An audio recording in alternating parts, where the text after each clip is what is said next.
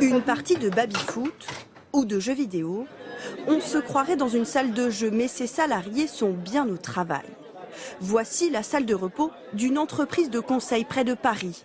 Ce matin, petit déjeuner entre collègues. Cette chargée des ressources humaines travaille ici depuis 8 mois. Le but, c'est de faire en sorte qu'il y ait une super ambiance, un bon état d'esprit.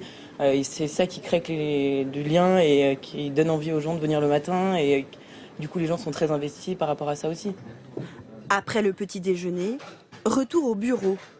Puis plus tard, pour la pause café, direction la cuisine. On est dans la cafétéria de l'entreprise du coup. Donc comme une petite cuisine, comme un petit appartement, avec là des verres, des tasses, de l'eau. On a un frigo aussi qui est rempli. Et tout est gratuit. C'est l'entreprise qui fournit des boissons gratuites tous les jours. Mais en échange, il y a forcément des contreparties pour les 100 salariés. Il y a des objectifs à atteindre, on attend des résultats, donc il y a une certaine pression aussi, mais finalement c'est une pression positive qui est très formateur. Ça endurcit les gens et on a envie d'y arriver, et c'est un certain challenge, un défi. Ici, on revendique aussi des méthodes de travail censées valoriser les salariés. Dans cette équipe, chacun décide de son emploi du temps et le signale à ses collègues sur ce tableau blanc. Et en fait, je vais le mettre dans cette colonne-là, donc pour dire que c'est en cours de développement. Donc une fois que mon post-it est là, en fait, les gens savent que c'est moi qui suis en train de développer cette tâche-là. Du coup, si quelqu'un a une question dessus, il sait à qui s'adresser facilement. En fait, par rapport à quelqu'un qui va nous dire fais ça aujourd'hui, là, on est un petit peu maître de ce qu'on va faire, donc ce qu'on va développer.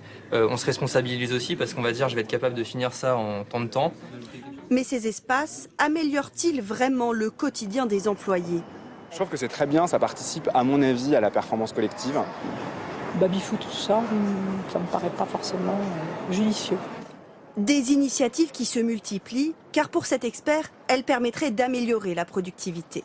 Très clairement, les entreprises ont compris qu'un des leviers de la performance à l'heure actuelle était d'agir sur les conditions de travail et sur la qualité de vie au travail. Donc elles le font pour des raisons... Elles le font parce que c'est leur intérêt. Une question dont se saisissent de plus en plus d'entreprises, à l'heure où la surcharge de travail est la première cause de stress pour plus de la moitié des salariés.